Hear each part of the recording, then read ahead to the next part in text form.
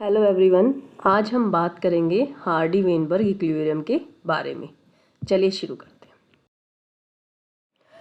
Introduction में बात करें तो हार्डी-वेनबर्ग इक्विलिब्रियम जो है वो दो साइंटिस्ट ने दिया था, हार्डी एंड वेनबर्ग। उनके नाम के ऊपर हमने हार्डी-वेनबर्ग इक्विलिब्रियम रखा है। ठीक है, अगर एक कोई पॉपुलेशन है आपके पास और वो लार्ज साइज में है और उसमें रैंडम मीटिंग हो रही है बिटवीन द ऑर्गेनिज्म, तो हार्डी-वेनबर्ग इक्विलिब्रियम होगा। वहाँ पे जो डोमिनेंट एलील होगा उसकी फ्रीक्वेंसी को हम स्मॉल p से डिनोट करेंगे और जो रिसेसिव एलील है उसकी फ्रीक्वेंसी को हम स्मॉल q से डिनोट करेंगे। तो दोनों जो एलील्स हैं उनकी फ्रीक्वेंसी को हम p + q = 1 लिखेंगे हार्डी-वेनबर्ग इक्विलिब्रियम में। अभी p + q = 1 क्यों है, हम आगे बात। तो हम कह सकते हैं p + q = 1 का मतलब है sum of the allelic frequency will be 1 in Hardy Weinberg equilibrium. मान लीजिए हमारे पास कोई एक करेक्टर है, हम हाइट का करेक्टर ले लेते हैं। उसके लिए हमारे पास 3 टाइप के जीन हैं। फुल हाइट के लिए हम कैपिटल टी लेते हैं, स्मॉल हाइट के लिए हम स्मॉल टी लेते हैं।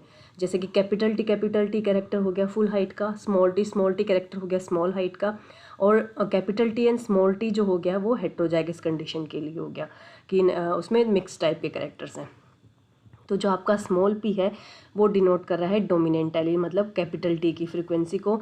जो स्मॉल q है वो डिनोट कर रहा है आपके रिसेसिव एलील की। तो हमें पता है जो कैपिटल T होता है वो हमारा डोमिनेंट एलील होता है और स्मॉल t जो है वो हमारा रिसेसिव होता है। तो यहाँ पे q जो है वो रिसेसिव की फ्रीक्वेंसी को डिनोट कर रहा है और जो p है वो डोमिनेंट एलील की फ्रीक्वेंसी को। तो हार्डी-वेनबर्ग इक्विलिब्रियम में क्या हो रहा है, p + q = 1 हो रहा है। दोनों एलिलिक फ्रीक्वेंसी का जो सम है वो 1 होगा। कंडीशंस क्या क्या होनी चाहिए, अभी तक हमने पढ़ा है कि जो पॉपुलेशन है वो लार्ज होनी चाहिए और जो ऑर्गेनिजम्स हैं उनके बीच में रैंडम मेटिंग होनी चाहिए। अब हम थ्योरेटिकली बात करते हैं कि अगर हमें लिखना हो कि हार्डी-वेनबर्ग प्रिंसिपल क्या है, तो ये प्रिंसिपल स्टेट करता है कि under certain condition of stability हो तो जो एलिलिक फ्रीक्वेंसी होगी वो स्टेबल रहेगी और कांस्टेंट रहेगी from generation to generation in a sexually reproducing organism. और ये जो स्टेबिलिटी है इसी को हम जेनेटिक इक्विलिब्रियम या हार्डी-वेनबर्ग इक्विलिब्रियम कहते हैं। ये क्या कहता है कि जो sum total of allelic frequency है वो 1 होगी और उसको हम रिप्रेजेंट करेंगे p + q के स्क्वायर से। जो बाइनोमियल थ्योरम हम पढ़ते हैं a + b का स्क्वायर, वैसे ही यहाँ पे p + q का स्क्वायर।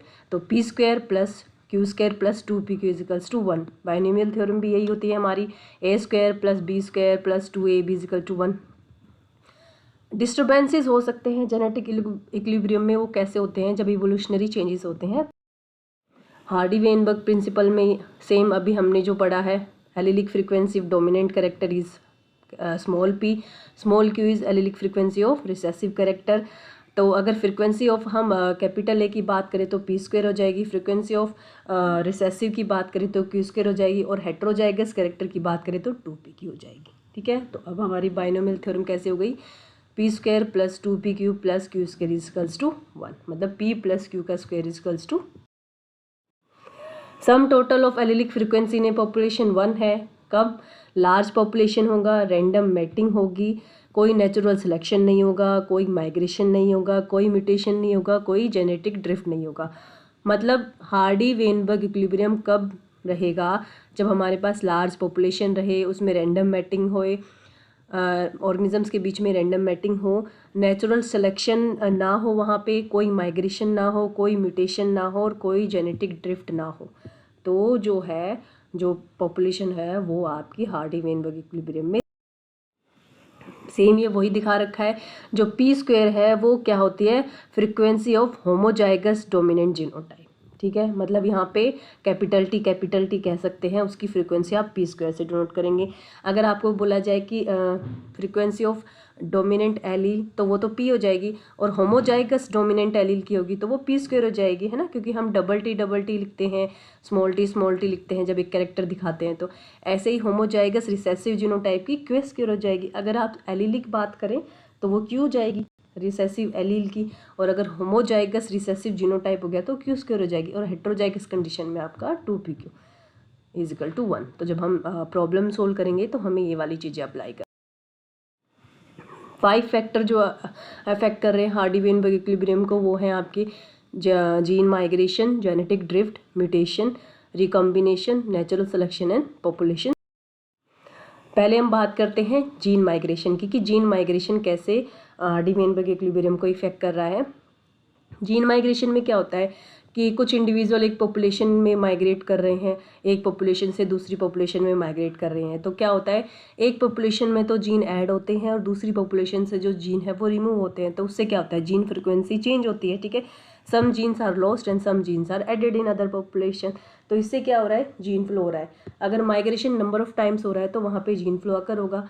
एंटी और एग्जिस्ट से क्या होगा, एलिलिक फ्रीक्वेंसी तो डिस्टर्ब होगी, और अगर एलिलिक फ्रीक्वेंसी डिस्टर्ब होगी तो आपका हार्डी वेनबर्ग भी डिस्टर्ब होगा। जैसे यहाँ से माइग्रेट हो जाएं इधर, अगर मान लीजिए ये दिखा रखा है आपके यहाँ से कुछ माइग्रेंट यहाँ पे आ जाएं धीरे धीरे करके मल्टीपल टाइम्स से, तो यहाँ पे जो जीन्स है वो कम हो जाएंगे, यहाँ पे बढ़ जाएंगे, तो इससे हार्डी वेनबर्ग जो है वो डिस्टर्ब।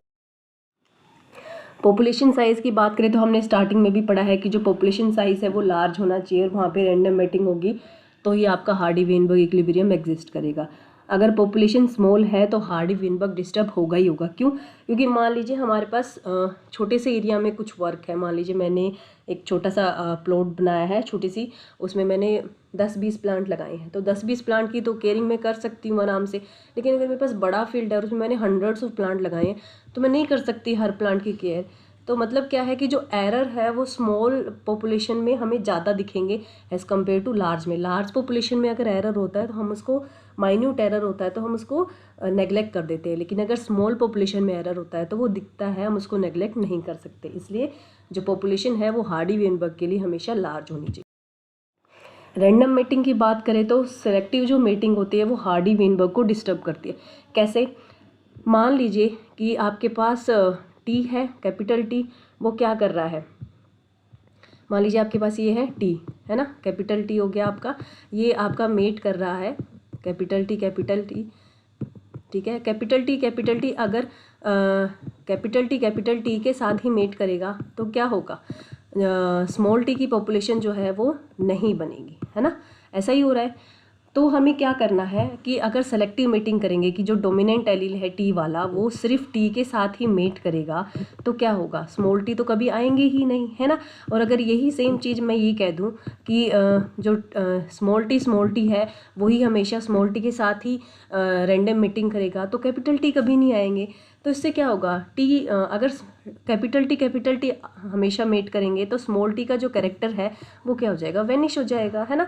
तो इसीलिए सेलेक्टिव मेटिंग तो डिस्टर्ब करेगा ही, क्योंकि वो तो जीन्स को रिमूव कर रहा है। तो इसलिए हमें रैंडम मेटिंग चाहिए कि जो कैपिटल टी है वो क्या करे, हमें स्मॉल टी के साथ भी मेट करे ताकि हमें हेट्रोजाइगस कंडीशन मिल सके।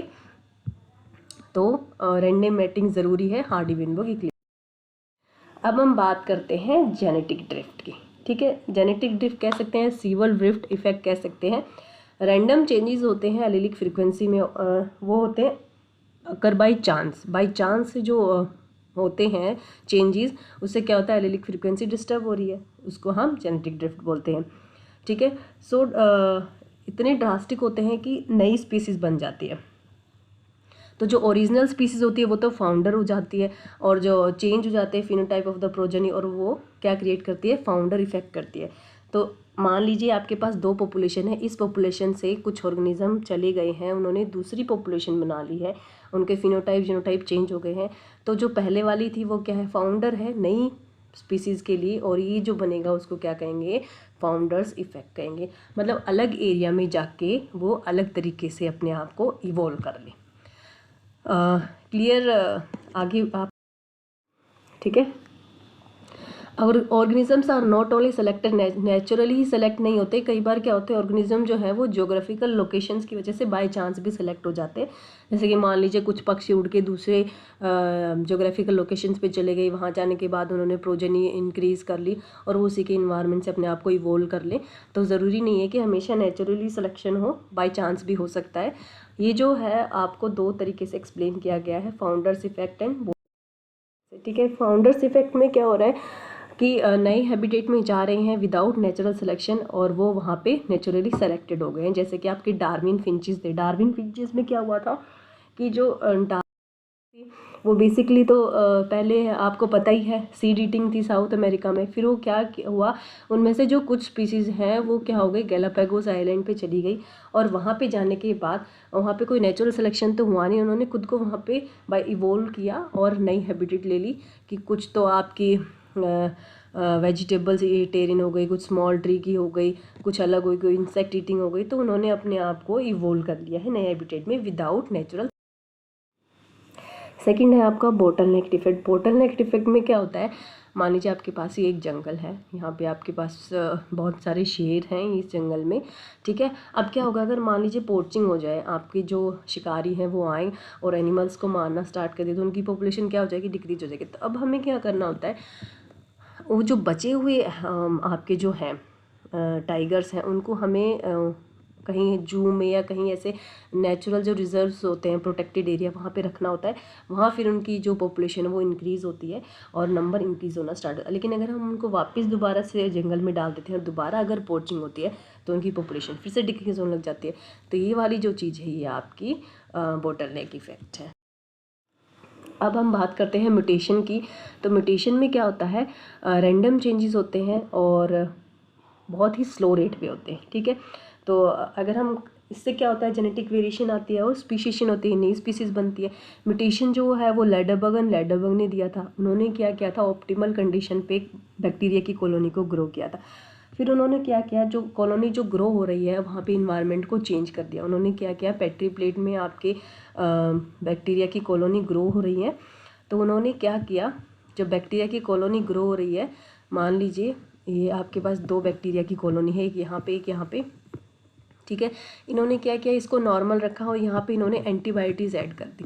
एंटीबायोटिक्स ऐड करते क्या होगा, जो बैक्टीरिया ससेप्टिबल थे वो क्या हो जाएंगे, मर जाएंगे, और जो रेजिस्टेंट थे वो रह जाएंगे, है ना।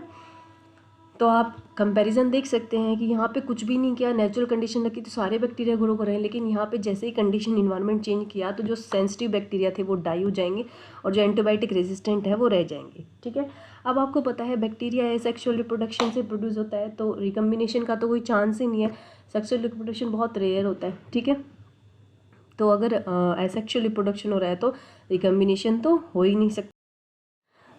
तो क्या होगा कि जो बैक्टीरिया है उनमें वेरिएशंस आएंगी, लेकिन स्मॉल वेरिएशन आएंगी। जैसे कि डार्विन ने उनको वेरिएशन का नाम दिया था जो स्मॉल चेंजेस आए थे, और ह्यूगो डी व्रीज ने उन्हें म्यूटेशन का नाम दिया था कि वो जो स्मॉल चेंजेस आ रहे थे बैक्टीरिया में वो म्यूटेशन है। तो ऑर्गेनिज्म धीरे धीरे टाइम के हिसाब से अपने आप के कैरेक्टर्स को क्या कर लेता है, इवोल्व कर लेता है। वेरिएशन ज़्यादा टाइम लेती हैं तो सही नहीं है मोड ऑफ चेंज, लेकिन म्यूटेशन जो है वो सडन होती है, लेस इंटरवल में हो जाती है। तो हमने म्यूटेशन को लिया है कि म्यूटेशन जो है सडन में होती है, लेस टाइम इंटरवल में होती है। वेरिएशंस बहुत लंबा टाइम लेती है, तो हम इसको अभी अपना मोड ऑफ चेंज नहीं ले रहे हैं, म्यूटेशन को ले रहे हैं। तो म्यूटेशन क्या कर रही है, एंटीबायोटिक सेंसिटिव बैक्टीरिया को रिमूव कर रही है, उसके जीन्स को रिमूव कर रही है, एलिमिनेट कर रही है। तो जो कॉलोनीज बच जाएंगी वो क्या हो जाएंगी, एंटीबायोटिक रेजिस्टेंट हो जाएंगी और वो। अब हम बात करते हैं रिकम्बिनेशन की। रिकम्बिनेशन का मतलब क्या होता है कि कंबाइन होना, new combination of gene due to crossing over in meiosis, है ना। रिकम्बिनेशन हम पढ़ते हैं क्रॉसिंग ओवर में, मियोसिस में। यहाँ पे क्या होता है, आपका जो कैपिटल टी है वो कैपिटल टी के साथ अगर मीट होगा तो डबल टी जनरेशन नहीं बनेगी। तो हमें करना क्या होता है, हमें करना ये होता है कि रिकम्बिनेशन बनाने के लिए हमें कैपिटल टी को स्मॉल टी के साथ क्रॉसिंग ओवर करानी होती है, ठीक है। तब हमें क्या मिलती है, हेट्रोजाइगस कंडीशन मिलती है, capital T and small T, right. तो रिकम्बिनेशन कराना बहुत ज़रूरी है ताकि उससे क्या हो कि जो जीन्स हैं वो आपके एलिमिनेट ना हो। अब हम बात करते हैं नेचुरल सिलेक्शन की, कि नेचुरल सिलेक्शन क्या होता है। ये कि बहुत मोस्ट क्रिटिकल इवोल्यूशनरी प्रोसेस है जो क्या करती है, चेंज करती है एलेलिक फ्रीक्वेंसी में, फेवर और प्रमोट करती है अडेप्टेशन को। जो अडेप्टेशन के हिसाब से, इन्वायरमेंट के हिसाब से फेवर हो जाते हैं, मतलब जो इन्वायरमेंट के हिसाब से सर्वाइव हो जाते हैं वो नेचुरली सेलेक्ट हो जाते हैं, जो नहीं हो पाते वो एलिमिनेट हो जाते हैं, ठीक है। और जो नेचुरल सिलेक्शन है वो क्या करता है, पॉपुलेशन को डिफरेंट बना देता है ओरिजिनल पॉपुलेशन से, मतलब एक नई स्पीसीज़ का इवोल्यूशन कर देता है, डिफरेंट कर देता है नई पॉपुलेशन को पुरानी पॉपुलेशन से। तो अगर नेचुरल सिलेक्शन होगा तो हार्डी-वेनबर्ग इक्विलिब्रियम नहीं होगा, क्यों, क्योंकि ये एलेलिक फ्रीक्वेंसी को एलिमिनेट कर। ये आपका डायरेक्शनल वाला है और ये आपका स्टेबलाइजेशन वाला है। Selection at both the extreme and, population पहले ऐसी थी, सिलेक्शन के बाद जो है वो ऐसी हो गई है, ठीक है। तो selection against both the extreme है, ये आपका स्टेबलाइजेशन वाला है, ये आपका डायरेक्शनल वाला है। यहाँ पे जो पॉपुलेशन है वन साइड में शिफ्ट हो गई है। पहले पॉपुलेशन ऐसी थी आपकी ओरिजिनल, बाद में सिलेक्शन के बाद वन साइडेड आपकी पॉपुलेशन शिफ्ट हो गई है, ठीक है। ये स्टेबलाइजेशन में पहले पॉपुलेशन ऐसी थी, स्टेबलाइजेशन के बाद सिलेक्शन हुआ है against both the extreme and, और जो पॉपुलेशन है वो ऐसी हो गई है। ये आपका डिस्ट्रप्टिव है कि पहले जो सिलेक्शन था वो यहाँ था, अब जो पॉपुलेशन है वो आफ्टर सिलेक्शन यहाँ पे दोनों साइड्स में हो गई है।